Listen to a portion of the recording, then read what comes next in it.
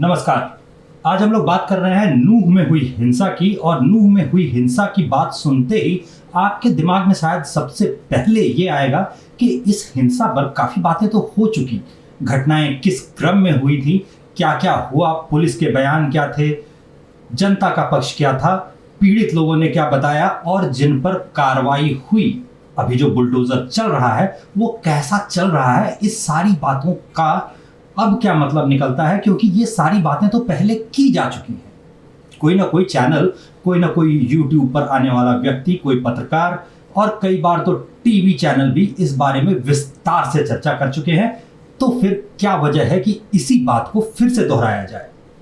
दोहराने की वजह यह है कि इस घटना से हम लोग काफी कुछ सीख सकते हैं। हर बार ऐसी घटनाएं जब होती हैं, बार बार ऐसी घटनाएं जब होती हैं, उससे हम कोई सबक नहीं लेते, हिंदू कोई सबक नहीं लेते। और जरूरी यही है कि कोई ना कोई सबक लिया जाए। अगर आप सीखेंगे नहीं तो वही चैप्टर बार बार रिपीट होता रहेगा।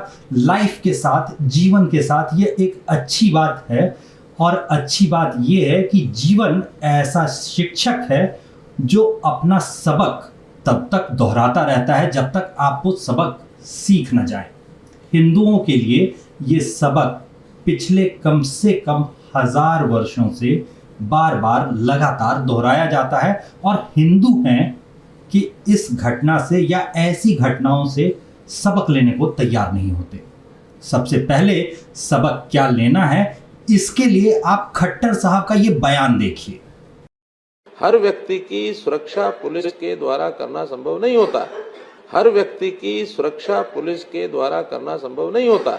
हमारी 130 करोड़ आबादी है, हरियाणा की लगा लें तो 2 करोड़ 70 लाख आबादी है। अब 2 करोड़ 70 या 80 लाख आबादी हमारी पुलिस। जी हाँ, तो सुन लिया आपने कि हिंसा से या किसी भी किस्म की घटनाओं से पुलिस हर व्यक्ति की सुरक्षा हर समय नहीं कर सकती। कई बार आपको अपनी सुरक्षा का ध्यान खुद ही रखना पड़ेगा। और जैसे ही सुरक्षा का ध्यान रखने की बात आती है तो सबसे पहले आपको सोचना चाहिए पानीपत के बारे में। पानीपत के बारे में क्यों? क्योंकि ये जो हरियाणा का क्षेत्र है ये करीब करीब वही क्षेत्र है जहां कभी पानीपत की लड़ाई हुई थी। और पानीपत की लड़ाई में मराठाओं ने जो किया था करीब करीब वही आपको बार बार दोहराया जाता दिखेगा। पानीपत की लड़ाई के लिए निकलते वक्त मराठाओं से जो एक बड़ी गलती हुई थी, गलतियां हुई थी, जाहिर सी बात है। तो हार जिस पक्ष की हुई थी उस पक्ष से गलतियां क्या हुई थी, इसके बारे में जब भी इतिहासकार, जब भी समीक्षक बात करते हैं तो सबसे बड़ी गलतियों में से एक गलती ये बताई जाती है कि वो लोग अपने साथ कई तीर्थ यात्रियों को ले जा रहे थे। काफी बड़ी सेना थी, सेना के साथ निकलने में सुरक्षा होती, तो जो तीर्थ यात्री थे वो सेना के साथ साथ चलने लगे और उन सारे तीर्थ यात्रियों को लेकर अब्दाली से लड़ने के लिए मराठा सेना निकली थी। ये एक बहुत बड़ी गलती है। बहुत बड़ी गलती क्यों है? क्योंकि जो लड़ने के लिए तैयार हो, जो लड़ने के लिए प्रशिक्षित हो, उसके मुकाबले में अगर आप आम आदमी को देखेंगे तो वो ऑलमोस्ट उल्टी हरकतें करेगा। जो लड़ने के लिए या किसी काम के लिए प्रशिक्षित नहीं है वो बिल्कुल उल्टी हरकतें करेगा। ये बिल्कुल वैसा है जैसा आप मोटरसाइकिल या फिर कार चलाने के मामले में खुद करके देख चुके हैं। जब आप मोटरसाइकिल या कार चलाना सीखते हैं, आपको सिखाया जा रहा होता है, आप बिल्कुल नए ड्राइवर होते हैं, तो मोटरसाइकिल या कार चलाते वक्त क्या होता है ये तो आपको याद होगा। जैसे ही एक्सीडेंट होने वाला होता है आपको पता होता है कि एक्सेलरेटर छोड़ देना है और ब्रेक दबा देना है। मगर जो आप करते हैं वो क्या होता है, हड़बड़ी में आपसे बिल्कुल इसका उल्टा हो जाता है। आप एक्सेलरेटर ही और तेज दबा देते हैं और जहां थोड़ी बहुत संभावना थी कि धक्का न लगे, एक्सीडेंट न हो, वहां भी एक्सेलरेटर जोर से दबा देने की वजह से, उल्टी हरकत कर देने की वजह से एक्सीडेंट हो जाता है, धक्का लग जाता है। तो अगर आपका युद्ध का अभ्यास नहीं है, लड़ाइयों का आपका कोई अनुभव नहीं है, तो अगर आप लड़ाई के मैदान में होंगे तो निस्संदेह आप उल्टी हरकत करेंगे, अपने ही पक्ष का नुकसान कर बैठेंगे। तो अपने ही पक्ष का जो नुकसान कर बैठने वाली हरकत थी वो यहाँ पर होती हुई आपको दिखेगी। ये जो जत्था था जो मंदिर से निकला था ये तीर्थ यात्रियों का था, ये कोई लड़ने नहीं निकला था। ये योद्धाओं का ग्रुप नहीं था, ये योद्धाओं का दल नहीं था, ये ऐसे लोग नहीं थे जिन्हें दंगे झेलने की, अपने ऊपर हमले झेलने की आदत हो, कोई अनुभव हो, कोई अभ्यास हो। जैसे ही इस किस्म की कोई घटना हुई, इन लोगों की पहली प्रतिक्रिया क्या रही होगी? महिलाएं और बच्चे साथ में थे, महिलाओं और बच्चों को बचाने में लग गए। तो अगर आप इस किस्म की कोई रैली लेकर निकलते हैं, कोई धार्मिक यात्रा निकालते हैं जिसमें कई महिलाएं और बच्चे आपके साथ में हों, तो आपको ये सोचना पड़ेगा कि आपने सुरक्षा के क्या प्रबंध किए हैं। क्या आपने उन लोगों को बताया है कि किसी दंगे की परिस्थिति में क्या करना है? क्या आपने उन लोगों को बताया है कि अपनी सुरक्षा कैसे की जाती है? क्या आपने अनुशासन के मूल पाठ, बिल्कुल बेसिक्स, उनको बताए हैं? अगर नहीं बताए हैं तो तैयार रहिए कि अगर इस किस्म की कोई भी घटना हुई, जो कि लगातार हो रही है, हर धार्मिक यात्रा पर पत्थरबाजी, हर धार्मिक यात्रा पर बम फेंकना, हमला करना, ये एक समुदाय विशेष ने आदत की तरह अपना लिया है। लगातार ये हो रहा है। और अगर आप धार्मिक यात्रा निकालते हैं तो आपको इस बात के लिए मानसिक रूप से तैयार होना पड़ेगा कि इस किस्म का हमला हो सकता है और आपको इससे निपटना पड़ सकता है। और ऐसी परिस्थिति जब सामने आएगी और आपने महिलाओं, बच्चों और युवाओं को भी, या फिर अपनी रैली में, अपने धार्मिक यात्रा में शामिल सभी लोगों को आगाह नहीं किया है, चेताया नहीं है, बताया नहीं है कि ऐसी परिस्थिति में क्या करना है, तो तैयार रहिए, उनसे बिल्कुल उल्टी हरकत होगी, नुकसान होगा, आपके पक्ष के लोग चोट खाएंगे, घायल होंगे और अगली बार ऐसी यात्रा निकालने पर वो आपके साथ आएंगे या दोबारा से शामिल होंगे, इसकी संभावना थोड़ी सी घट जाएगी। तो आपको ये सीखना पड़ेगा, आप चाहें या ना चाहें। और कहीं अगर आप ये सोच रहे हैं कि भाई नहीं, सारे लोग ऐसे नहीं होते, अब कुछ लोगों से संबंध रखे जा सकते हैं, अब कुछ लोगों से भाई बातचीत बना के रखी जाए तो क्या फ़र्क पड़ता है, तो यहाँ भी आप फिर से गलती कर रहे हैं। तो ये जो दूसरी चीज़ है, ये आपको सीखनी पड़ेगी। दूसरी चीज़ सीखने की ये है कि आपको एक समुदाय विशेष से उचित दूरी बनाकर रखनी पड़ेगी। सड़क पर गाड़ियाँ चल रही होती हैं तो आपने ट्रकों के पीछे लिखा हुआ देखा होगा, कृपया दूरी बनाए रखें। अगर ढंग से चलना है, धक्का न लगे, इसका इंतज़ाम करना है, एक्सीडेंट्स ना हो, ये इंश्योर करना है, तो आपको ये देखना होगा कि आपने उचित दूरी बना रखी है। हो सकता है आप इस बात की गारंटी लेते हो कि आपका जो मित्र है, आपका जो सहयोगी है, वो बड़ा भला सा है, उसे दंगे फसाद से क्या मतलब, वो तो बिल्कुल गंगा जामनी तहजीब वाला है जी। मगर उसके जो मित्र उसके साथ आते हैं, उसके जो रिश्तेदार उसके घर आते हैं, उससे मिलने जो और लोग आते हैं, उन सभी की गारंटी आप ले सकते हैं क्या? वो स्वयं लेगा क्या? नहीं लेगा, आप भी नहीं ले सकते। तो आपको सभी से उचित दूरी बनानी होगी। ये बिल्कुल वैसा ही है जैसा आप सांपों के साथ करते हैं। अब सांप को देखने के बाद, सांप नज़दीक आ जाए, उसके बाद आप पहचान करें कि ये सांप जहरीला था या नहीं था, फिर आप सारी जो सुरक्षा के इंतजाम थे वो करें। ये तो कोई तरीका नहीं होता। आप पहले ही सांपों से सुरक्षा करने का इंतजाम करते हैं, सांपों से उचित दूरी बनाकर रखते हैं, बच्चों को सांप के पास तो नहीं जाने देते। आग के साथ भी ऐसा ही होता है। आप आग का इस्तेमाल हर रोज़ खाना पकाने में करते हैं, लेकिन आग से उचित दूरी बना के रखते हैं। अपने बच्चों को आग से दूर रहने कहते हैं। सबको बताते हैं कि आग से आपका हाथ जल सकता है, घर में आग लग सकती है, बहुत सी दुर्घटनाएं हो सकती है। तो इससे उचित दूरी बनाए रखना, सावधानी बरतना अत्यंत आवश्यक है, बहुत ज़रूरी है। तो इतना तो आपको करना पड़ेगा। तो ये जो दूसरा तरीका है, ये भी आपको अपनाना पड़ेगा, क्योंकि पत्थरबाज की शक्ल पे नहीं लिखा होता कि वो पत्थरबाज है, दंगाई की शक्ल पे नहीं लिखा होता कि वो दंगाई है। अचानक दंगे की स्थिति सामने जब आती है तो अचानक कोई नौजवान जो बड़ा स्मार्ट सजीला सा दिखता था, वो पिस्तौल तान देता है पुलिस वालों पर। अचानक जिन्हें आप प्यारा बच्चा समझ रहे थे, वो प्यारे बच्चे पत्थरबाज हो जाते हैं, ईंट पत्थर चलाने लगते हैं आप पर। तो सावधानी तो आपको बरतनी है।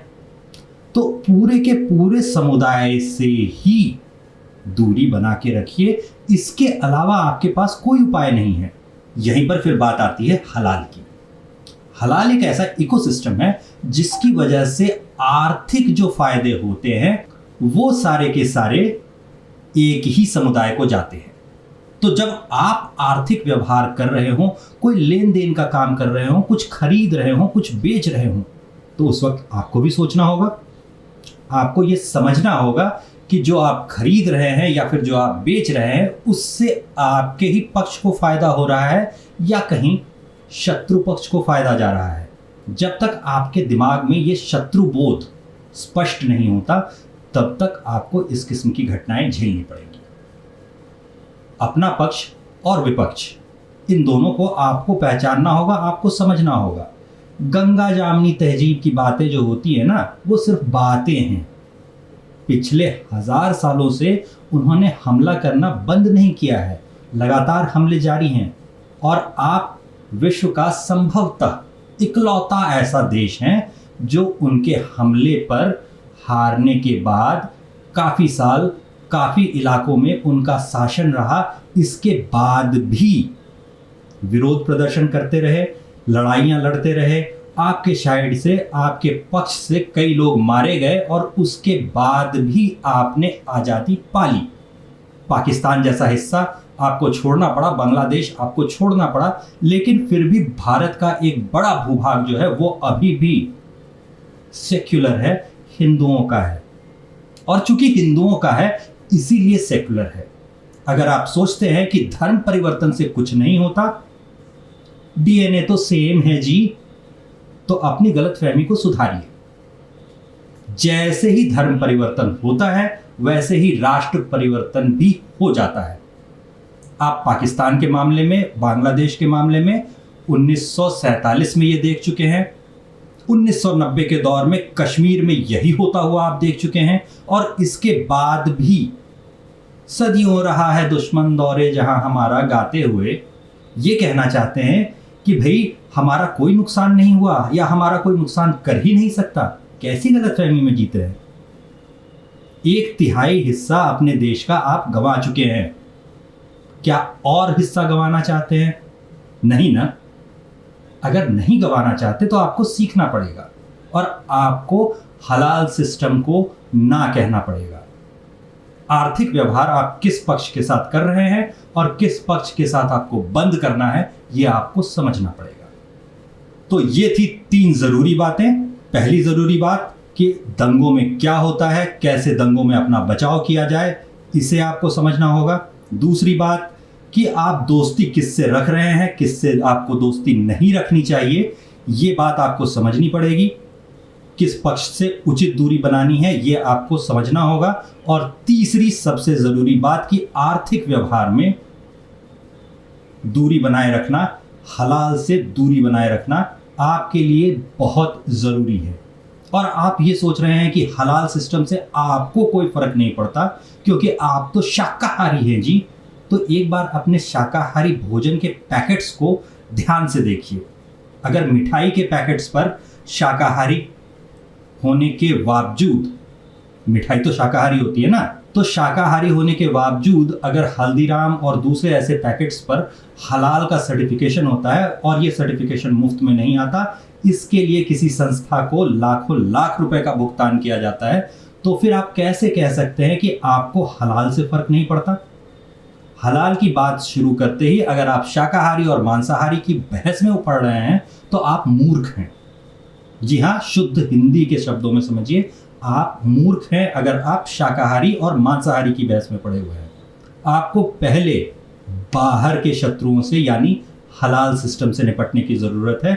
लिपस्टिक हलाल होता है, सौंदर्य प्रसाधन हलाल होते हैं, यहाँ तक कि एक बैंकिंग की व्यवस्था में भी हलाल सिस्टम ला करके उस बैंक को भारत में लागू करने की कोशिशें जारी हैं। तो भैया बैंकिंग की व्यवस्था में हलाल होता है, आपके शाकाहारी भोजन में हलाल होता है, आपके सौंदर्य प्रसाधनों में, लिपस्टिक में, आपके सारी चीज़ों में हलाल होता है। कौन सी चीज़ ऐसी बच गई जिसमें हलाल नहीं होता? और इस हर चीज़ के लिए आप जो पैसे खर्च कर रहे होते हैं वो कहीं ना कहीं इन आतंकवादियों की मदद के लिए जाता है। और अब आते हैं अंतिम बात पर। अंतिम बात यह है कि जब तक आप शारीरिक और आर्थिक रूप से खुलकर अपने पक्ष की मदद में खड़े नहीं होते, तब तक जो सारी बातें हैं वो सारी बातें बतौलेबाजी हैं। आपको अपनी आय का कम से कम 5% हिस्सा निकालकर अलग करना शुरू करना होगा। उसे अलग बचा के रखिए। मान लीजिए 12,000 रुपये आपने महीने के कमाए, बहुत कम आपकी आय है, 10-12,000 रुपये आप महीने के कमाते हैं, तो उस 12,000 रुपये में से 600 रुपये निकाल करके आपको अलग करने होंगे। 600 रुपये जब आप अलग करना शुरू करेंगे तो महीने की 12,000 की आय होने के बावजूद साल भर में आप देखेंगे कि आपके पास 7,200 रुपये जमा हो गए, और इतने पैसे जो हैं वो किसी हिंदू बच्चे की शिक्षा में आप इस्तेमाल कर सकते हैं, हिंदू धर्म ग्रंथ खरीद के अपने रिश्तेदारों और मित्रों में बांटने के लिए आप इस्तेमाल कर सकते हैं, हिंदू मंदिरों के लिए कोई व्यवस्था आप बनवा सके इसका प्रबंध आप कर सकते हैं। सुरक्षा के जो इंतज़ाम होते हैं, जो कि आप समझ ही रहे हैं, उनका इंतज़ाम भी आप इन पैसों से कर सकते हैं। तो एक बार सोचिए। अंतिम बात पर विशेष तौर पर, यानी आर्थिक रूप से 5% अपनी आय का हिस्सा अलग करने पर, अपने ही पास बचा के रखने पर, हो सके तो साल में कभी उससे ऐसे लोगों को चंदा दे दीजिए जो आपके पक्ष के लोगों की मदद करते हैं। हो सकता है किसी के ऊपर मुकदमा हो गया हो और उसे मुकदमे से बचाने के लिए कुछ पैसे की ज़रूरत हो, कुछ चंदे की ज़रूरत हो, उसमें आप सहयोग कर पाएंगे। तो ये पैसा जब तक आप अलग करके बचा के रखना नहीं शुरू करेंगे, तब तक ये नहीं हो सकता। तो एक बार फिर से हम चारों बातें दोहरा दें। पहला, कि दंगों की स्थिति में क्या करना है, इसके लिए प्रशिक्षण की ज़रूरत होती है। अगर आप कोई संगठन चलाते हैं, कोई धार्मिक न्यास, कोई बोर्ड चलाते हैं जिसमें आप धार्मिक यात्राएं निकालते हैं, तो आपको अपने साथ आने वाले सभी लोगों को ये बताना होगा कि दंगों की स्थिति में, किसी किस्म के आक्रमण की स्थिति में क्या करना है, कैसे अपना बचाव करना है, कैसे अपनी सुरक्षा करनी है। दूसरे नंबर पे आता है कि आपको एक पक्ष से, यानी अपने शत्रु पक्ष की पहचान बहुत स्पष्ट करनी होगी, शत्रु बोध अपने दिमाग में क्लियर करना पड़ेगा। तीसरे नंबर पर आता है हलाल सिस्टम। हलाल सिस्टम और आर्थिक जो हिसाब किताब होता है, लेन देन का जो हिसाब किताब होता है, उसमें आपको किस पक्ष से लेन देन करना है, किसे आर्थिक मदद देनी है, किसे फ़ायदा पहुंचाना है। आपके कुछ भी खरीदने से किसी न किसी दुकानदार को कुछ ना कुछ फ़ायदा होता ही है। तो आपका दिया गया फ़ायदा किसके काम आएगा, आपके दिए गए पैसे किसके काम आएंगे, ये आपको सोचना पड़ेगा। खुल के कहना होगा कि हलाल मुझे मंजूर नहीं।